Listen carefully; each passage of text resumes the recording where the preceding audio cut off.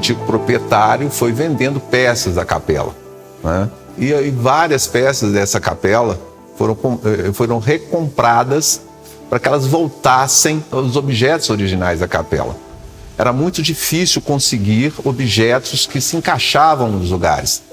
Através do contato com o antigo proprietário, ele me disse para que as pessoas que ele foram vendendo, e eu fui atrás de algumas peças e consegui resgatar as peças originais da capela. Algumas em propriedade do antigo proprietário e outras através de colecionadores.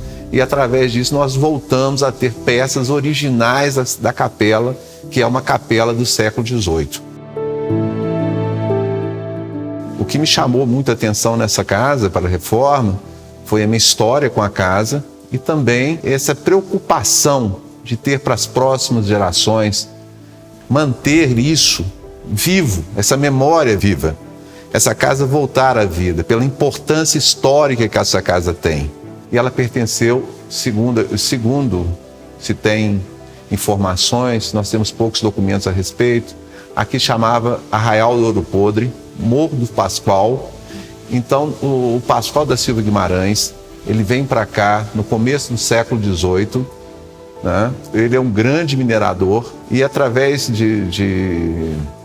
da mineração ele consegue um grande número de escravos e soldados. E esses escravos e soldados, segundo história, relatos, em 1708 ele tinha aproximadamente 2.000 homens nessa região. Essa casa me chamou a atenção que ela se encontrava num estado de grande decadência. Era uma casa que provavelmente não ia sobreviver muito tempo. E com isso eu fui me apaixonando por essa casa. Foi uma paixão enorme de começar a ter alguém que pudesse restaurar essa casa, mas esse sonho para mim era um sonho praticamente impossível, porque era uma casa que estava num estado muito difícil e eu não teria as mínimas condições de comprar. Mas o tempo foi passando, a gente foi conseguindo recursos. Ao longo de mais de 50 anos, eu consegui e meu pai comprarmos essa casa. E em 2008, nós começamos a restauração dessa casa. Essa restauração demorou quase 15 anos. Começamos essa casa pela reforma dos telhados, para segurar a estrutura de pau a pique. A casa, os forros já estavam com restos de pinturas caindo, o assoalho praticamente muito deteriorado, as portas, janelas. Então foi uma restauração ao longo de muitos anos. As pinturas que se encontram nessa casa estavam por baixo de várias camadas de outras tintas, e a gente foi fazendo uma prospecção onde conseguimos chegar à pintura, o marmorizado. Os tetos também, alguns forros foram recuperados, a estrutura toda recuperada. E esse processo se durou muitos anos. Pela dificuldade, conseguimos uma mão de obra, conseguimos pessoas habilitadas a fazer esse trabalho. E com isso, a gente foi, eu e meu pai, que ficou alguns anos comigo, comprei essa casa em 2008, ele ficou comigo até 2010, quando faleceu. Mas nesse período, ele viu esse começo de restauração. A gente já tinha feito uma prospecção, já tinha começado a estruturar a casa. Então ele começou a ver esse começo. E ao longo desses outros anos, esse conhecimento que a gente foi adquirindo ao longo desses anos, eu fui continuando a reforma, a restauração dessa casa. Como eu sou apaixonado por isso, né? O amor é imenso pela arte. Os meus filhos foram sendo envolvidos nisso também, né? O José e a Ana. A Ana é um pouco mais velha que o José, e a Ana teve um conhecimento maior com o avô e comigo também. Ela se formou em museologia, né? A museologia foi muito importante, né? Porque nós estamos ligados aos objetos de arte. A museologia é muito importante na vida dela.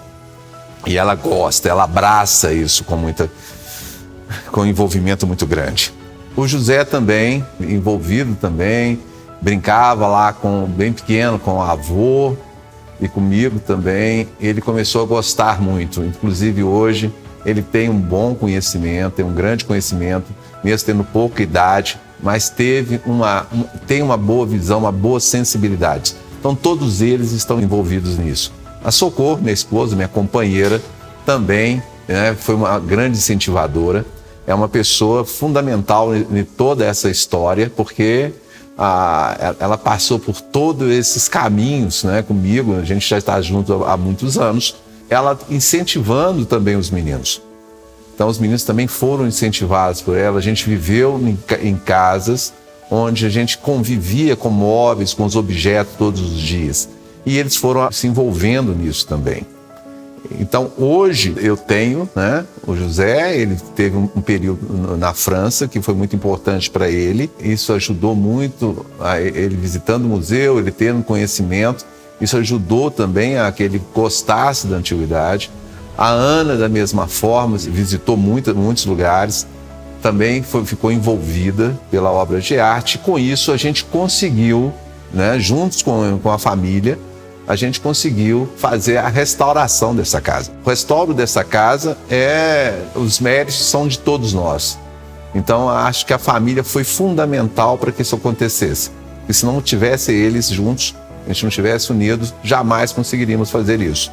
Então, eu tenho que agradecer, essa oportunidade que Deus me deu de tê-los junto comigo para que a gente pudesse fazer isso juntos. Eu e meu irmão, a gente pôde acompanhar meu avô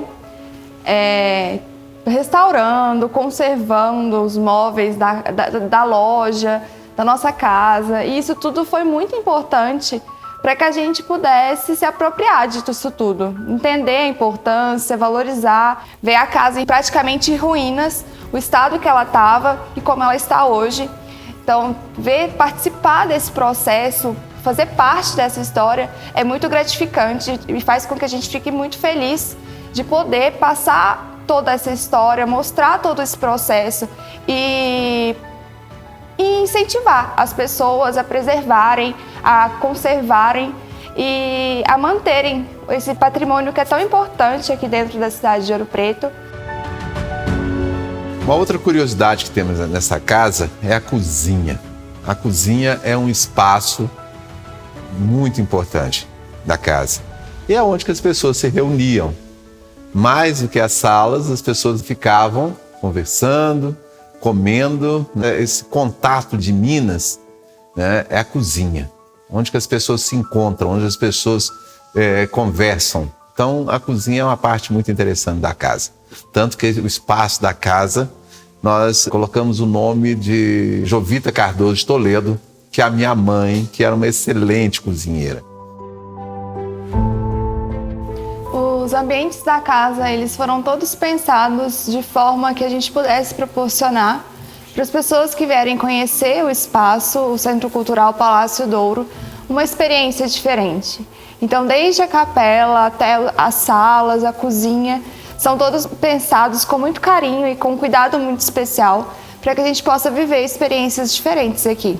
O roteiro ele foi pensado de forma que o visitante ele pudesse conhecer alguns dos pontos principais da casa e associando isso a personagens ilustres que fizeram parte dessa história.